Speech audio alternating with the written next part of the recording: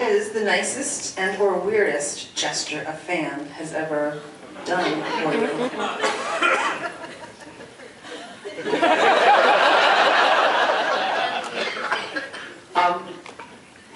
We have an English phrase, spoiled for choice.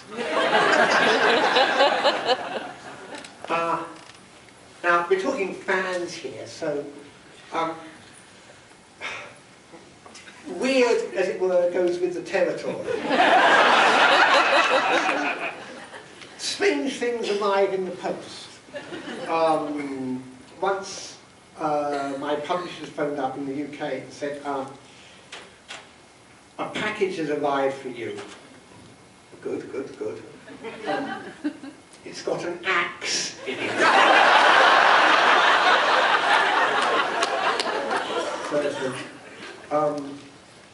good, good. And I open it up, and there's this rather nice axe. And it was a guy in Scandinavia.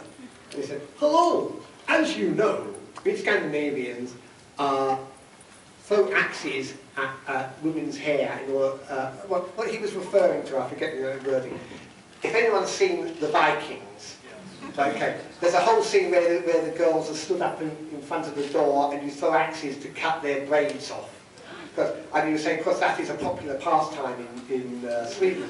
And he was apparently the Swedish axe-throwing champion.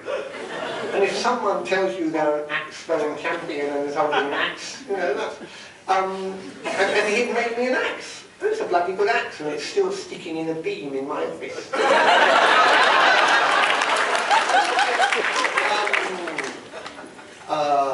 There was a cannabis cake, but we'll pass over that.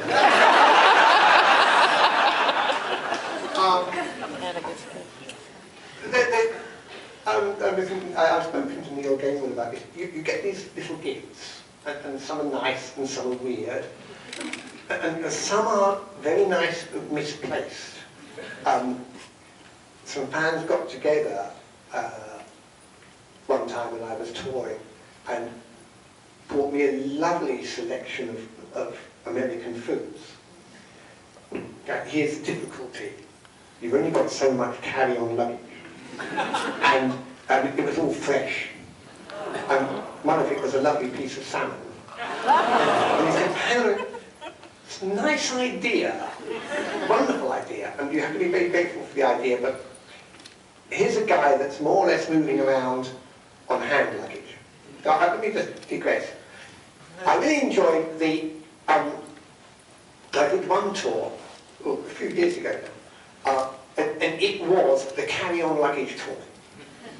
One tiny little bag with a really small pocket computer, well, you know, one step above pocket computer, and it held the dirty shirt, the dirty, but not very dirty underwear, and every so often we had programmed places where I would be long enough to do laundry. It was the most minimalist signing tour that you could do, just to see if because I thought, why lug a bloody big suitcase around the whole time? I think Neil actually, we did on one occasion send ahead with measurements so that the lady that met me in that city would have a black shirt and a pair of black pants for me. And I remember that one, and people kept giving me all these things. I got this tiny, tiny little bag. You were posting them at home and doing all kinds of stuff. But it was a fun tour, because as I met many of your jolly Homeland Security people. Because I rang all the wrong bells. First of all, I was travelling on one-way tickets. I had a black hat. And I had a beard. But the thing was, things weren't quite too bad at that point. And I was always sent down the maximum security line. But mostly I was the only person in it. So I was getting through faster.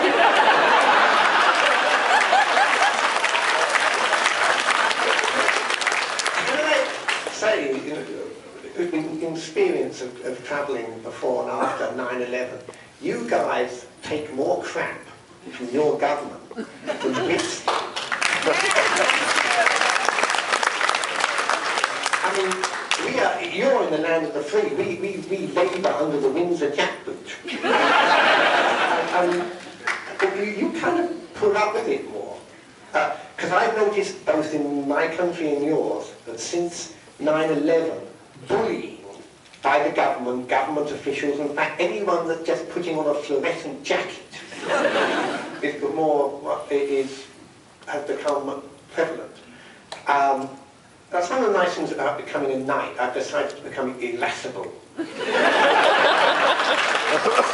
building a beach in our garden, and it's costing us like £60,000.